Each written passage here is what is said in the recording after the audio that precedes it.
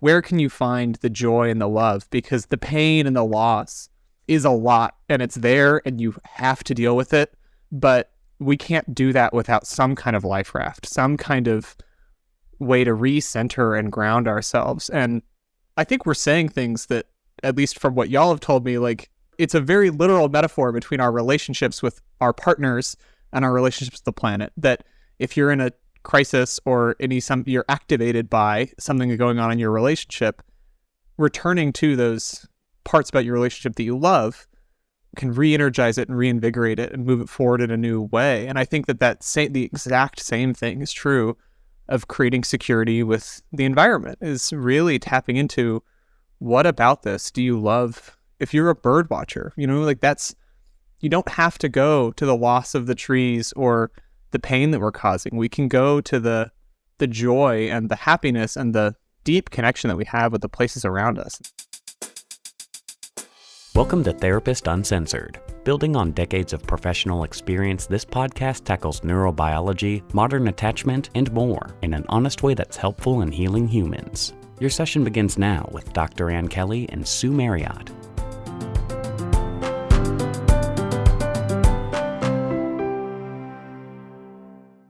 So I imagine that sometimes you feel that you may have missed the boat with your kids, and Ann and I are certainly no exception.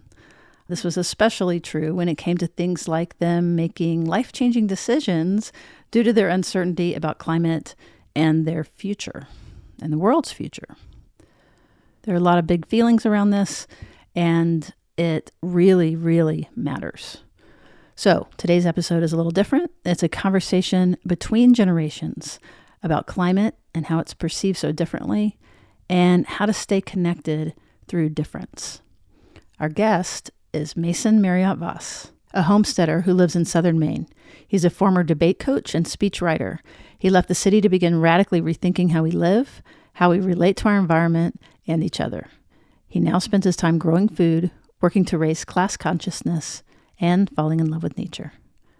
We hope you find this conversation meaningful on a number of levels. And let's get to it.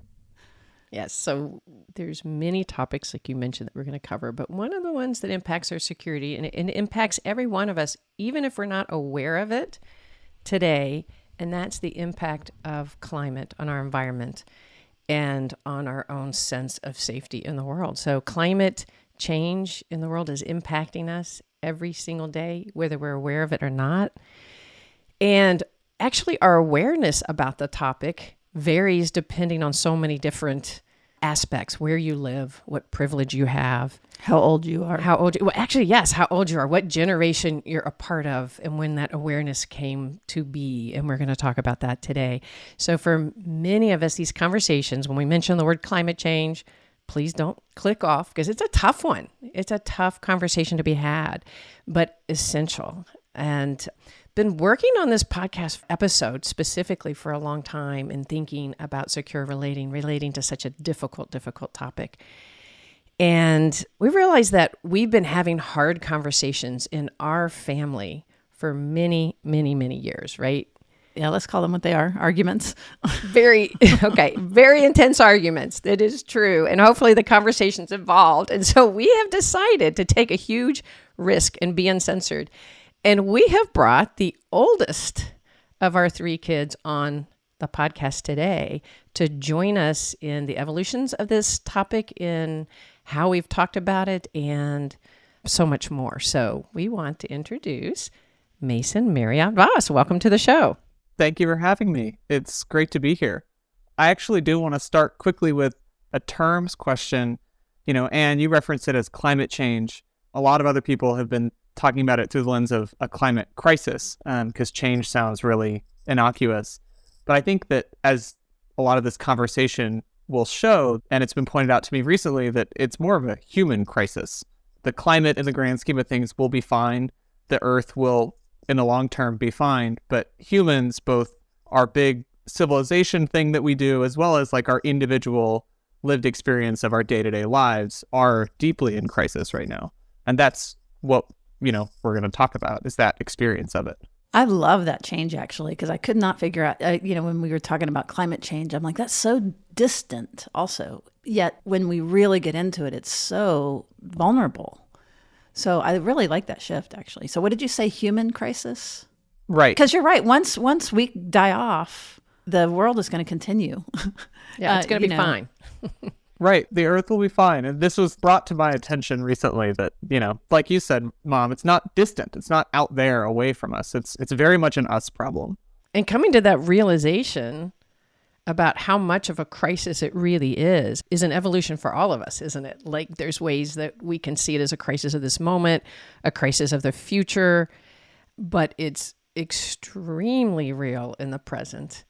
And Mason, for personally, you've been a big part of my reckoning with that, seeing it as a real in time present moment. And so have actually all the kids. So I don't want to just say Mason, but the way Mason just joined in the conversation, that's the conversation we're having as washing dishes along the way for years and years. So you can see that the level of insight, but the level of challenge is really important and personal. And so, what started off by talking about how the different generations have been impacted. And I remember very specifically so many years ago, you all talking about the impact of climate in the present sense. I mean, I can't even remember. It's probably now 8 years ago. I don't know. But talking about just this really dim view of your futures based on. And this was me and the siblings. Yes. Yeah. And I remember my response to that. I got really angry. And in particular, you were the older one, and I was getting angry at you because you were going to really impact the younger kids in really feeling the depth of something that I thought you were exaggerating. And the evolution between that and now is pretty powerful. So you were angry at me for what? For saying something? Yeah. Well, for one, it was such a painful topic. And we're washing dishes and lightly having a conversation. So there's the destroying of the mood right then. And we all know for me, that's very important. Let's all stay happy. Let's stay in the moment. You know what I mean? Like we're washing dishes and we're laughing. And now we're talking about the destruction of Earth, and the human crisis. So that shift hit my nervous system in a not very fun way, right? So I can say that I didn't respond in a very secure relating way. I got pissed and you were the culprit. You bringing this dampening experience to my joy was painful and I didn't like it. But it was also a whole nother level, right? And that is you were bringing the reality of something to me closer and up front that I was aware of, but keeping at a much further distance than I am now and where I will be in future conversations because I keep moving because these conversations are deepening. But I think I was mad because it hit my nervous system at such a painful level of hearing you guys experience such pain. And I didn't want you to experience that. I didn't want the reality to be that. And y'all talking about it as reality was too painful for me to be able to take in. It was so painful that I couldn't, and I wanted to shut it down. I wanted to shut the whole conversation down. Not only for my moment, but also because my body couldn't handle the level of pain, thinking about my kids not having the kind of future that I imagined them having, or that I just thought was inherently going to be there. And being confronted about that reality was just too overwhelming.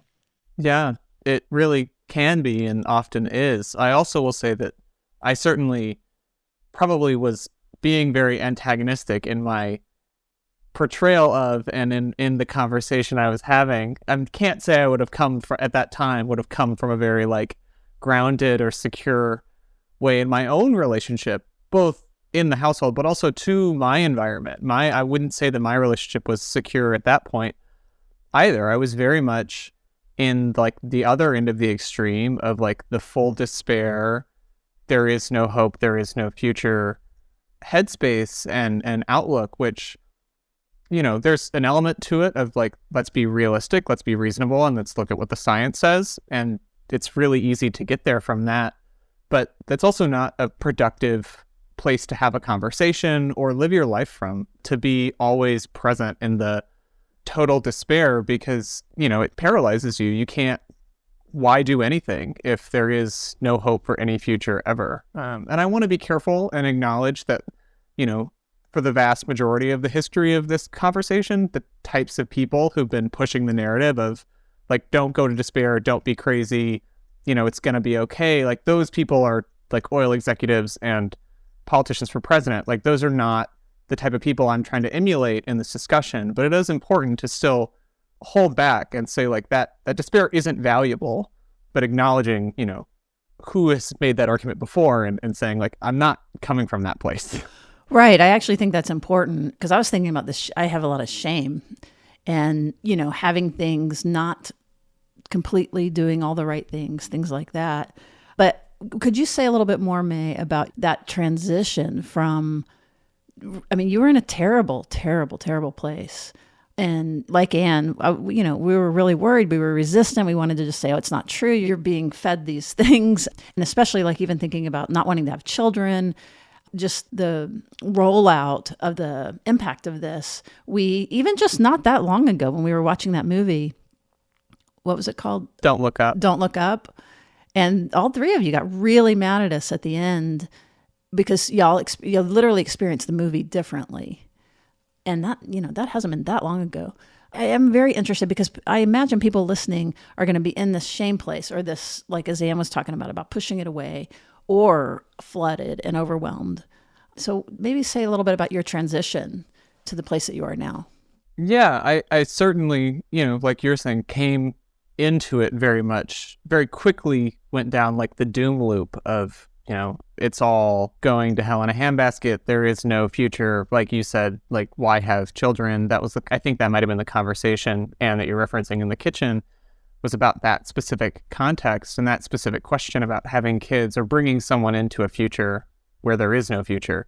I was certainly very much there. And I don't know what exactly, there wasn't ever a clear moment for me where I moved through and beyond that kind of space and out of that space.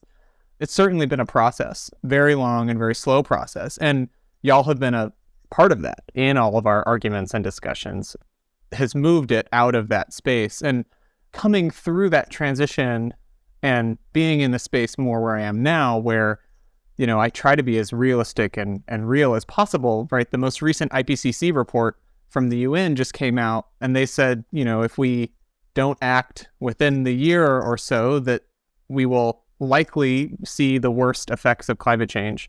We're definitely going to miss our 2-degree Celsius mark, which scientists for a long time have been saying is the threshold that we have to keep things below.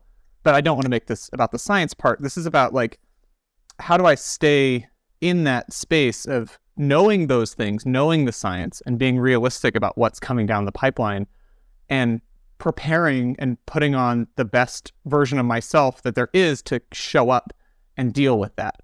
And I think for me, the biggest part in that transition has been really feeling and realizing that every degree matters, and that 2.1 degrees is very different than 2.2, which is very different than 2.3. And so this sort of despair versus avoidance back and forth, the polarity of it, to me, misses the very real spectral nature of it, that there are a whole range of outcomes that we have complete control over, and that the way that we actualize those things, if we just go to despair or we just go to avoidance, at the end of the day, those are both different forms of climate denial. Those are both the result of, the outcome is just, I don't have to do anything, either because the problem is too big and we can't solve it, or because there is no problem. And that just distancing in both ways doesn't get us closer to resolving any of those issues. It's really, really important points that you're making. And I'm glad you brought the sciences. This is not about the science, but we can't ignore the science. So I'm really glad that you brought that report in, because it's really real. And yet, like, when you talk about the two extremes, and that's one thing I feel so important about you being part of our conversation, is that it does feel like we've been part of helping one another move out of our extremes. My extreme of just, this is too painful, I can't touch it. Sue's extreme, and yours, I'm going to go down because it's just too much. The countless hours of being willing to have these hard conversations. We're going to bring it back to the therapist's uncensored process of secure relating impacting the threat impacting our nervous system. One reason we go to those two extremes is that we get out of our window of tolerance. If we're flooded with such distressing no hope and threat in our body, our natural tendency, if it's too much for us, is to go to one extreme or the other. We go out of our window of tolerance. We get where we have to have complete denial, get rigid, get angry, the problem's out there, or go flat. And so this progress of having all these difficult conversations with the science in it is so important. And how do we help people have these conversations seems incredibly important part of this episode. So one of the things that I'm also thinking about is not everybody is having these conversations. A lot of people are not having these conversations. Either we're so protected and privileged, we're the last people that are going to be impacted in some ways. And there are folks that don't have the protection to not be right in the middle of it.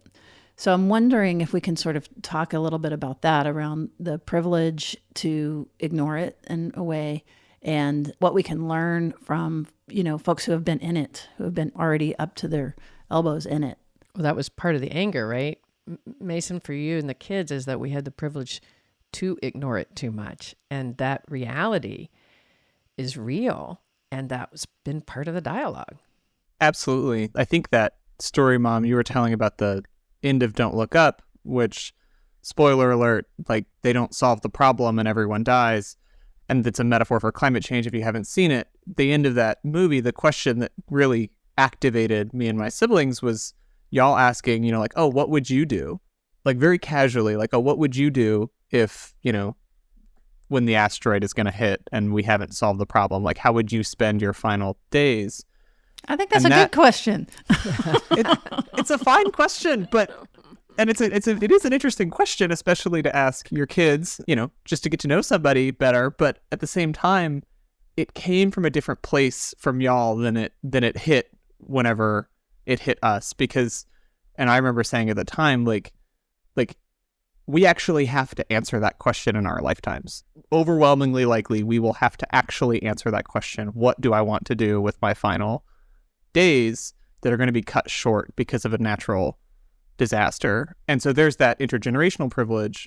There's also the class privilege of being able to have the resources to move if your coastline is flooding, or to access increasingly scarce resources as food prices will continue to skyrocket because we can't grow any more wheat. Like the capacity for access in those ways is going to confront us in very unequal ways. But then also a tornado doesn't much care for state lines or tax districts. So it's going to hit everyone. It's going to hit everyone differently. Even now, it's not even going to, right? It's already happening. Right. The tornado reference was to the Mississippi tornado that just went through. Right. This isn't a future thing. This is, we're seeing climate storms already. And that's one reason why we are having these conversations, is that people are feeling it. We can't ignore it like we used to be able to say, not now, maybe never, right? We're feeling it, we're seeing it. And that's kind of, I think, what's been so interesting about, learning about secure relating from y'all. The big principle I've learned is to be secure in your relationship or in your relational model is you have to be fully aware of what's affecting you.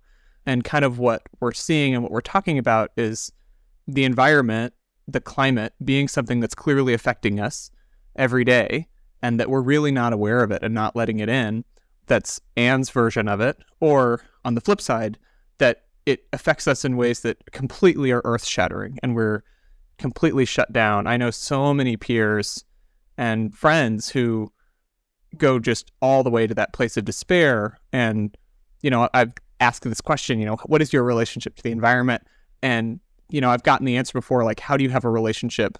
My relationship with the environment is the same as a relationship with any other dying person, which is such a fatalist, and it misses that whole spectral outcome that every degree is different, that there isn't one universal outcome that's going to affect everyone. And we want to be having these conversations, and there's a whole cottage industry of like blogs about, dealing with your climate anxiety.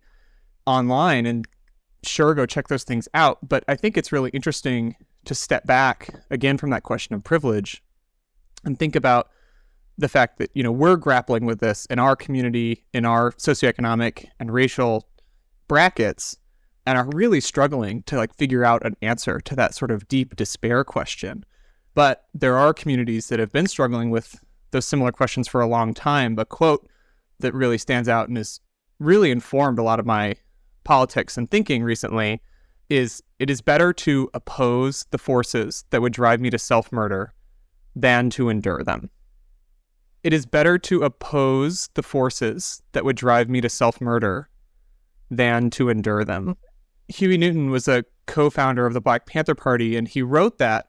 He was writing about a spike in suicides in Black men in the late 60s and early 70s that sort of motivated him to step up and push back and fight against those systems, the nihilism, the apathy, the there will be no going up from here kind of feeling of not having a future. And his response was to organize and work and push and create communities that respond to that and provide an answer. And so I think it's really important, and it doesn't have to be the Panthers, but we can go back and find communities who've forged this trail already, who've been through these struggles of having really deep hopelessness in front of them and have found ways out or through or with it forward. And we don't have to, as a community of wealthier white folks, don't have to sort of navigate that path blind whenever it comes to these challenges that do create those same feelings for us, which are new to our communities, but aren't new to the world. And we really can and should, I think, be turning to history and learning from those of us who've faced those challenges before and who've risen up and risen through them. Like be more specific. Where are you talking about turning? Well, I think the Huey Newton example is a great one. I mean, that response, his response to organize, and he coined a term, revolutionary suicide, to oppose that concept of reactionary suicide, or just the taking your life out of that place of hopelessness or foreclosing your own future in that way, to say, even if I risk harm to myself by going up against a system that is powerful, even if I risk my own death in fighting those systems, it's still worth it. It's still better. That we should take ourselves out of a place of comfort and hiding and put ourselves on the line for the change that we want to see, and knowing that those changes don't just come because we wish them to, or they don't come because the arc of history bends that way. They come because thousands and millions of people organize and push for them and call for them and make them happen. And that even if that is going to upset your daily life, change the way that you live your life, put yourself in harm's way, that those are the types of steps that are necessary to really build beyond that sort of place of despair, that cloistered vision that is just so cornered away. Bringing it into what we're often talking about on the podcast, about looking at your personal history, your own internal working model. We just did an episode at Internal Working Model, and being aware of the narrative that precedes you and that's in your body and that's causing you, and how you're responding to the world, is an essential part of being able to relate in the current, knowing what activates you and what you block. And so it strikes me, this is exactly what we're talking about on a global level. You're saying, let's look at our history on a global level. Let's look at all aspects of our history of people who have struggled, that they're part of our whole system, and let's turn to it. Let's integrate their struggle and learn from them, not be all of a sudden in our own little world going, wait, this is new. This isn't new. This is something that we can integrate and assimilate into our world. The history that people have experienced, that we can learn from them and integrate the concept of feeling helpless, right? Like, one of the things we haven't as a privileged culture, and I'm real aware that many of our listeners aren't sitting here in a place of privilege. I don't want to assume that everybody is listening, because that's... I'm using we to talk about the three of us here. Yes, thank you. Right. But that we can look up and go, oh my gosh, right? This stress is impacting us and we can't deny it anymore. But to say this is new is just, it's so untrue, right? Like the fact that you were aware in third grade isn't because climate wasn't changing when I was in third grade.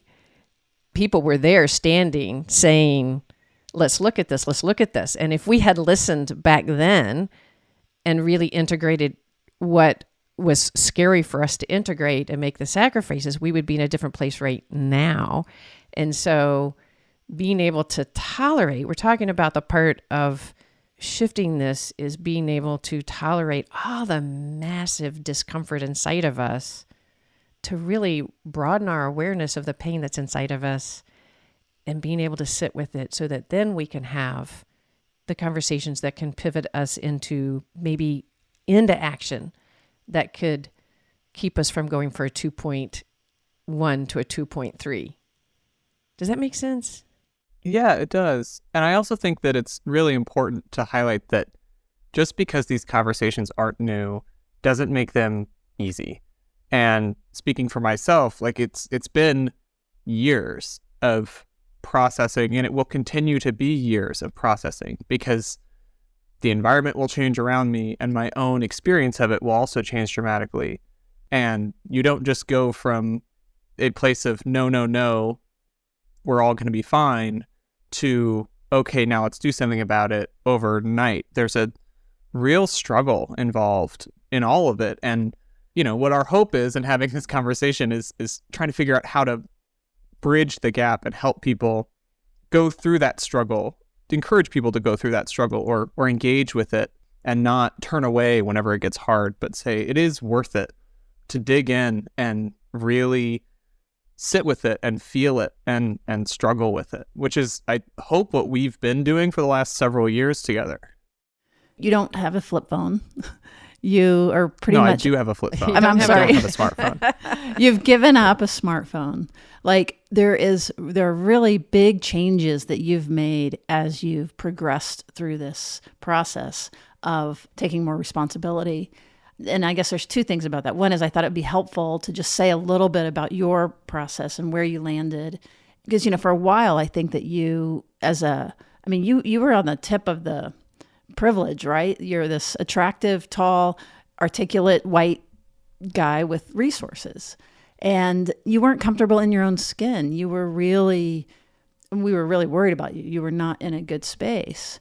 And now it's like you're beaming and you're so happy. And I think this process of getting right with these things that we're talking about, that's also part of security. And it might be helpful for you to just say a little bit about your journey there. Yeah, I mean, first, it feels important to say, like, I'm still the being of pure privilege. I'm still a tall white man with a lot of resources. Like, those things haven't changed. But for me, like you mentioned, I've given up a smartphone. I think that, that's a step in the direction. I don't fly anymore. I work in agriculture. I work on a local organic farm. We grow in southern Maine. It's a veggie farm. Shout out Wolf Pine Farm if you're in the area during the week. And I'm also a homesteader. I live on a 5-acre homestead in southern Maine, and we grow all of our own caloric and nutritional needs. So I am in the soil with plants, with food all day, every day, both for a wage and also for a lifestyle. And I chose that. I left the city. I, left my 1-bedroom apartment in Austin, working from my desk on Zoom. Right. You left college. Let's just left college to go live differently, because I truly believe that we have to take seriously the prospect of living differently if we want to continue to live at all. I don't know that there is any one right answer to how you should live, and I'm certainly not the one to provide that for you. But I think that what I would encourage people to do is experiment in these conversations, talk about what material changes to your life are reasonable for you, make sense for where you're at, and always push that spectrum a little bit further. Put yourself out of a comfort zone. It's going to take us being really uncomfortable to prevent the worst of this, and being able to challenge what that looks like in a real pragmatic way. I often run the risk sometimes of when I'm, saying stuff like that, of sounding like I think that this is an individual problem, that, oh, you need to drive an electric car, you need to bike to work. I really want to avoid that. It's clearly a collective problem. There is no solution to this that is not collective. But I think that the metaphor of mask wearing is really valuable here because it's not perfect, but we all understand like why you should wear a mask. COVID taught us a lot about masks and the value of them. And if I were to say, hey, you should go wear a mask, if you're the only one in the supermarket that has a mask on, are you going to affect the rate of spread of the pandemic? No, probably not. If you have that mask on, it doesn't make a difference to the overall like death rate if you're the only one in the supermarket. But if everyone had a mask on, that would make a huge difference. And we know that, and we like can feel that intuitively. And I would encourage you to think about your own decisions about climate change through that same lens, about modeling the behaviors and building the communities and societies and cultures that are sustainable, that do think very differently about transportation or about recreation or entertainment. And you not using the one plastic straw will not make any difference. I totally get that. But if everyone didn't use straws and everyone ate locally and everyone, et cetera, that would make a huge difference. Because not only is it about those individual changes where now I recycle more, but instead we're also having conversations about why are we recycling? What is the point?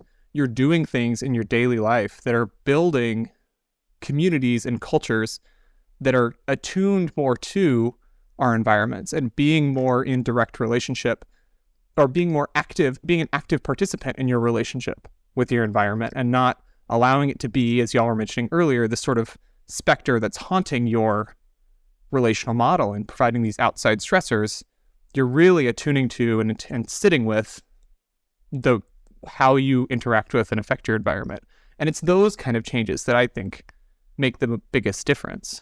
And it's revolutionary because that's not at all, especially in kind of Western individualistic domination. When we think about the earth, it's like domination and taking over. And, one of the things that I've done, I guess I was just thinking two different things. One is it's been part of our tension in these conversations has been that you've really are walking the walk and are moving yourself more and more into that. Trying. Right. Not perfect, all those things, but compared to us. And yet we've been, I've been worried that we were going to lose you, that you were going to like go so far away. And then we were in this, nice house and holding on to resources and stuff. So there's been, one of the tensions has been, we're in different places and how do we stay connected while that we go on our individual journeys. But I also just wanted to say that for me, like talking about the what to do and stuff like that, it feels overwhelming. And I'm just like, yeah. But my personal piece has been that I've been tapping into and interested in, and you'll see on the podcast and in the series that we're bringing more people in that weren't just raised with this individualistic, we're separate from and we're dominating the world. And it is really been touching and been helpful. So just a concrete example, there was a suggestion to write a letter to Mother Earth. And again, initially that sounds crazy, whatever, but actually I started like kind of entertaining it. And actually just this weekend, a friend of mine that since we were 6 months old, I saw, and we were just talking about how we were literally outside all the time, barefoot outside in the trees. And I started thinking about my letter to Mother Earth.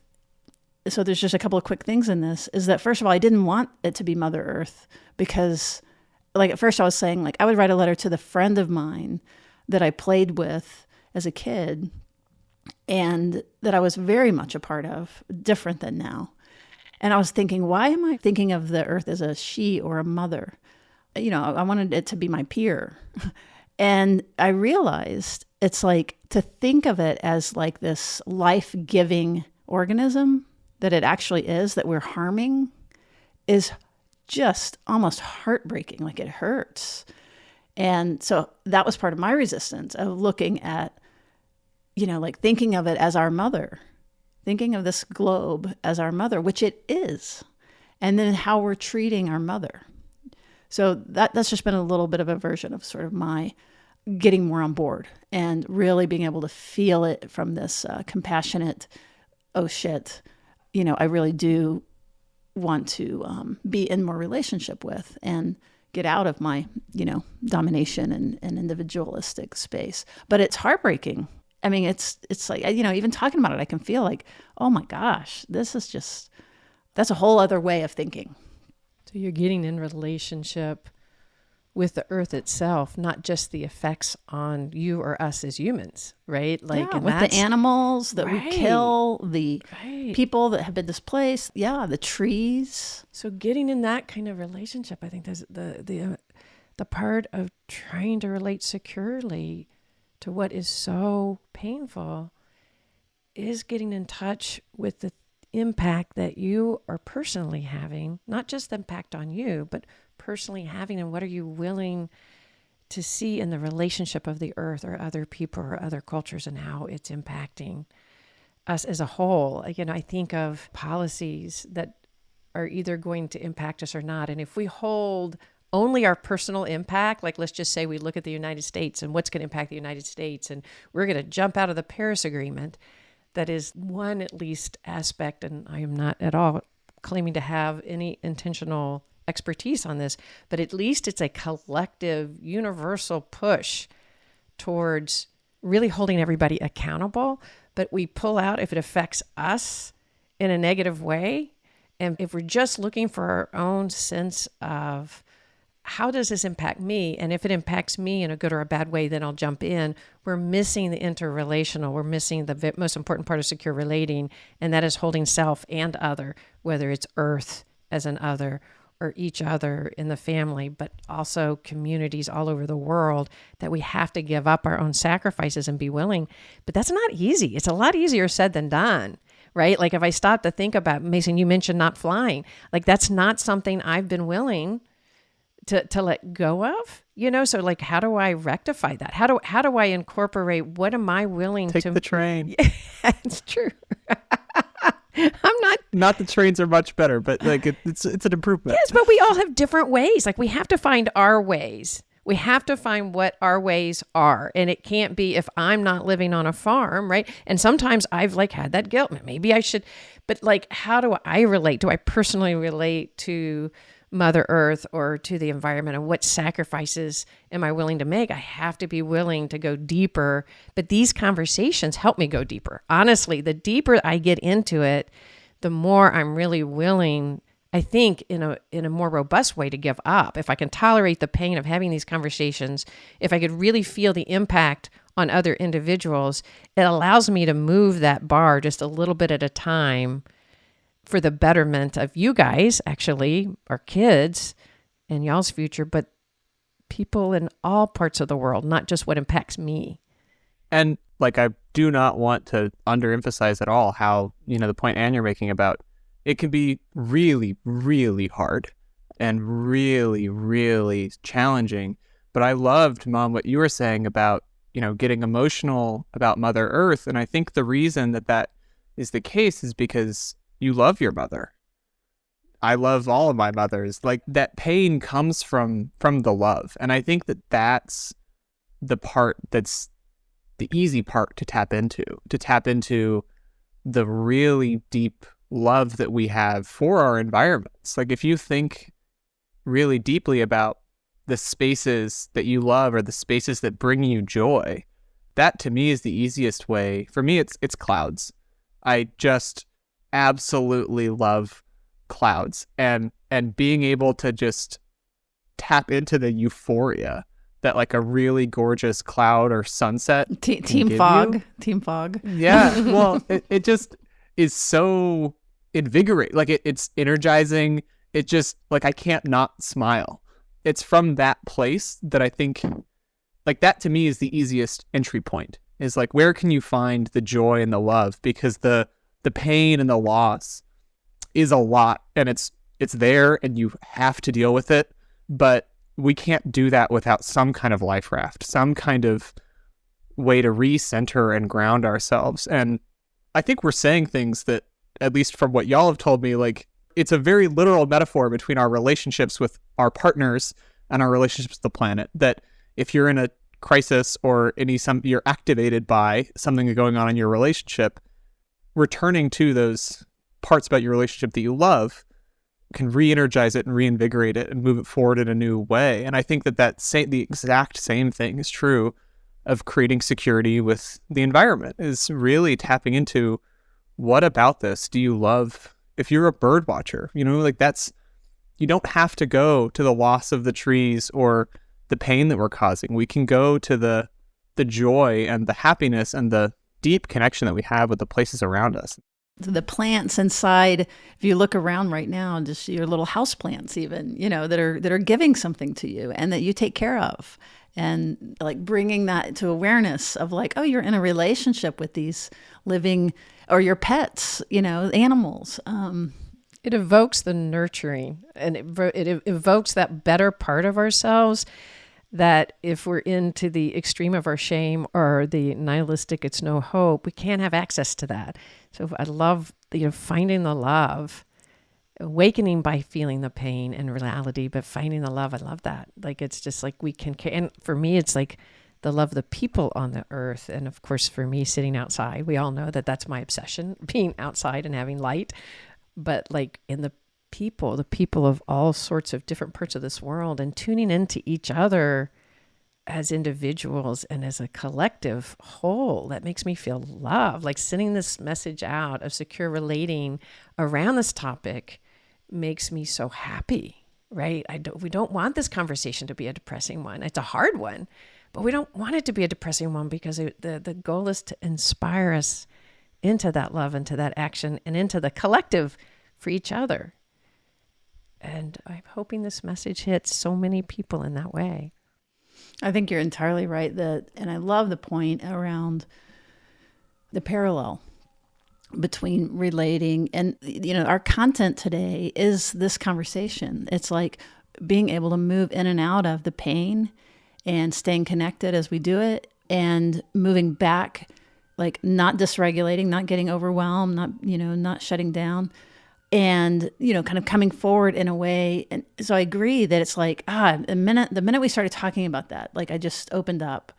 So finding these threads of love, and also these little anecdotes to inspire us. I'm wondering, Mason, if you could share the origin story that we had talked about, that to me, like these little anecdotes sometimes can be really inspiring. Yeah, I was fact checking this and I couldn't 100% confirm, but I'm 95% sure it's a part of the creation story of the Sioux people from the Dakotas region. But part of their creation story, part of the myth, is that the deer leave. They were being overhunted, and so the deer clan leaves. And the clan of the people that go send a representative, in our conventional term would be like a diplomat, and they negotiate a treaty with the deer clan where they promise to always use the whole carcass, I don't know the full list, but promise to, always abide by these rules about how you use a deer once you've killed it, as well as how to not over hunting them, and always ensuring that they still have an adequate population size and not exploiting them. So that is their way of passing down the histories and their teaching of what are your appropriate hunting patterns, how do you appropriately use and clean a deer. But at the same time, it's a very different creation myth than Noah's Ark, or than the, God made man have dominion over all beasts. It approaches the deer clan and the clan of the people as equals who come to the table to have an equal dialogue about how will this relationship work and unfold. And we don't want to essentialize, like there are plenty of other examples that go in different directions, but it's just a different way of approaching or thinking about how you relate to or how you be in relationship with your environment. And just if you thinking about the different ways that our culture influences and affects our relationships with the environment. And I think that story inspires me to like really think deeply about, like, I have a relationship with the environment. I have one, even if I'm not present in forming it, in guiding it and shaping it and being with it. I have one. And where does it come from? What does it look like? Those are questions that story sort of really makes me ask. How has it been informed? And it's still informed by all different types of things. So it's a very different mindset. It totally is. And that's, I need that. Like I I want to be shaken out of these things that I don't know and to be able to see things that are right there that I'm missing. One other thing that you said, if you don't mind mentioning, that I think can be helpful to some is this.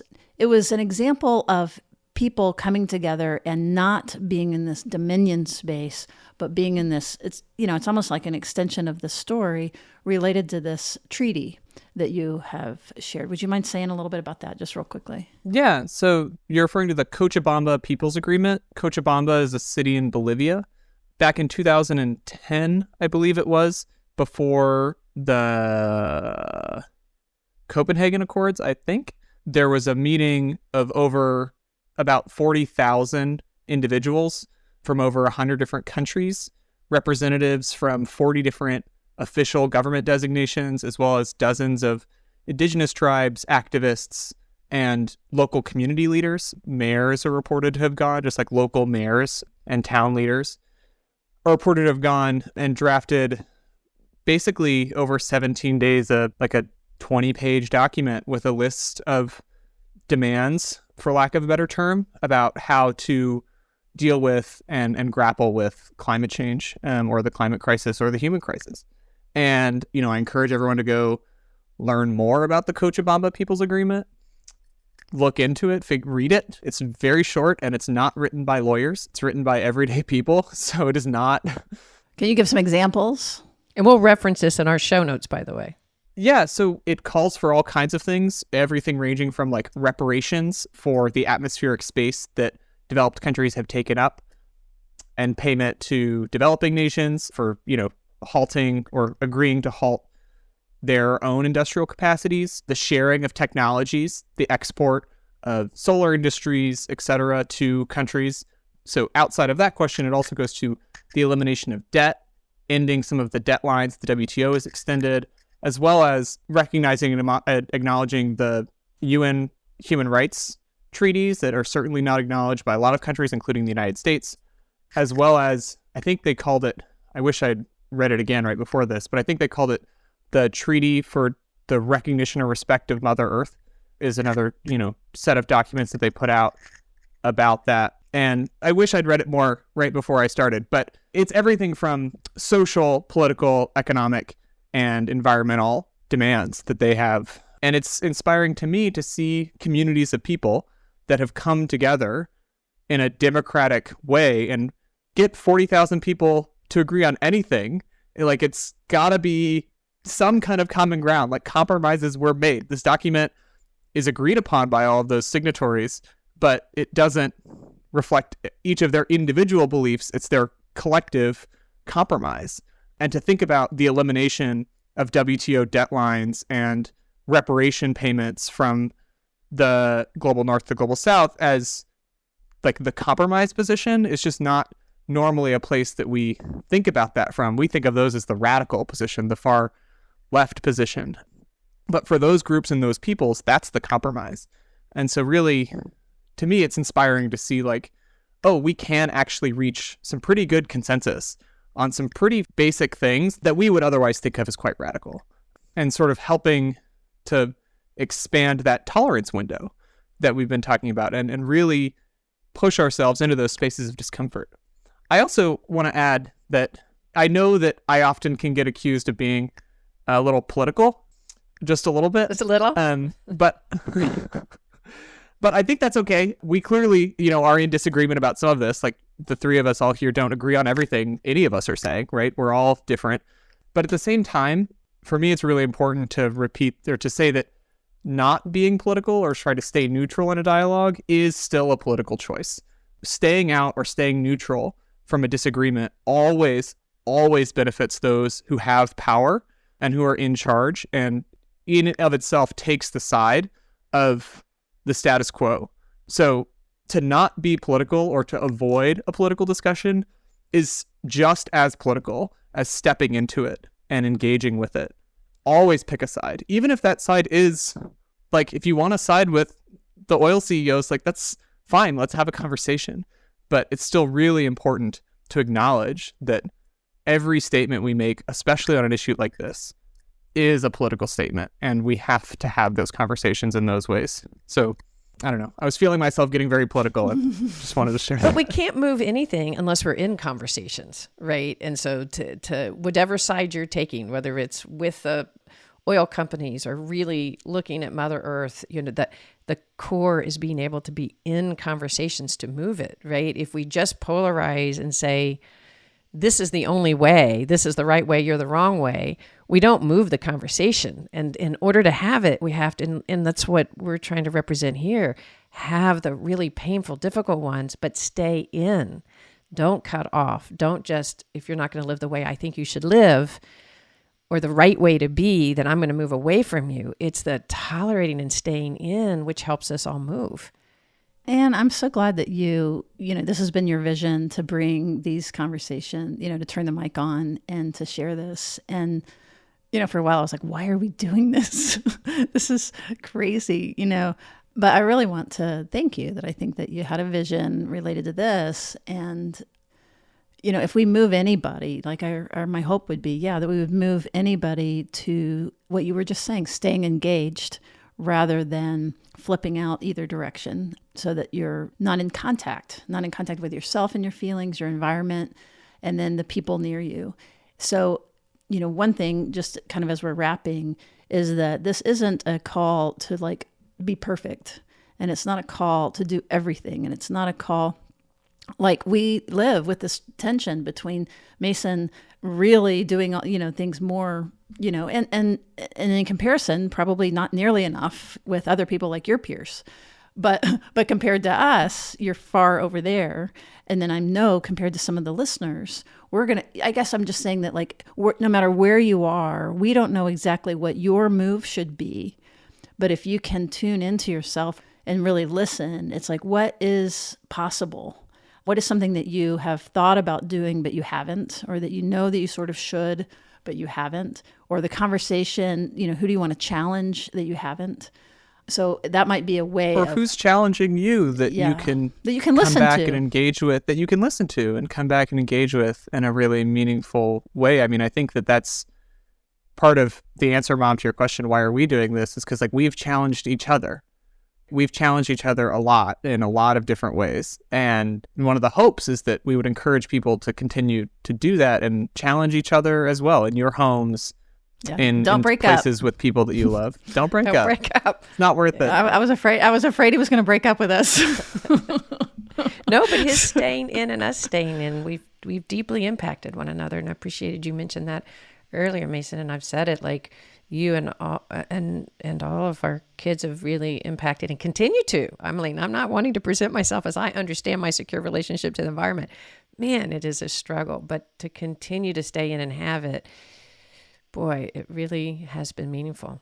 All right. Is there anything else on anybody's mind that you want to take the opportunity, May in particular? Just, repeating that it's hard. Having a conversation, doing something you think is right. Yeah. Going without a smartphone is hard. Well, that's also hard, but even figuring out what you think is right is hard. And I still don't know if what I'm doing is right or not. And that's why I love having these conversations with y'all and having the challenge back and forth over what's reasonable, what's right, what's at least in the right direction, and being comfortable in the unknown of, well, we don't know what this is going to look like, whether or not that's the environment or your change in lifestyle or none of it. If just there is a lot of unknown, and that's okay.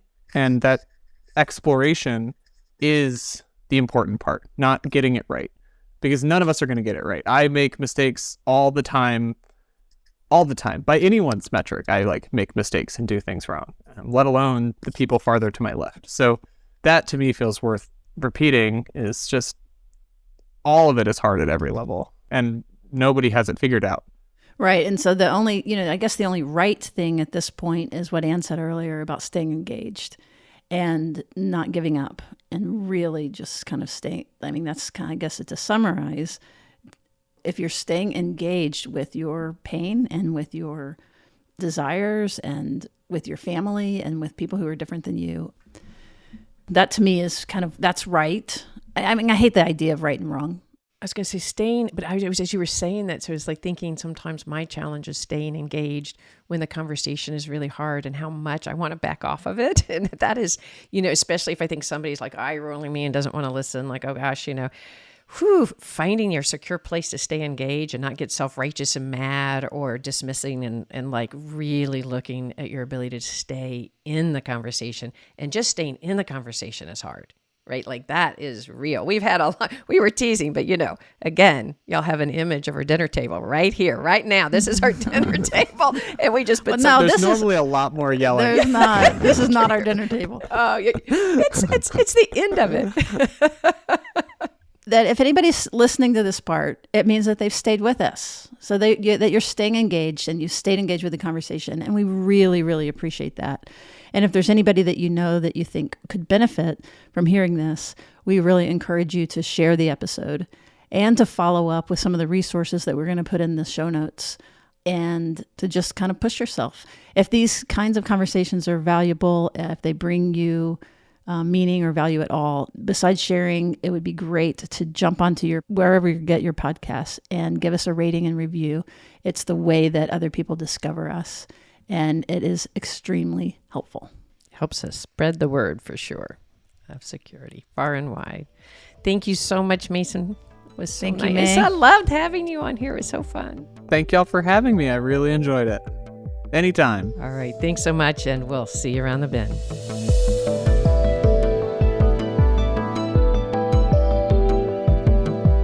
Therapist Uncensored is Ann Kelly and Sue Marriott. This podcast is edited by Jack Anderson.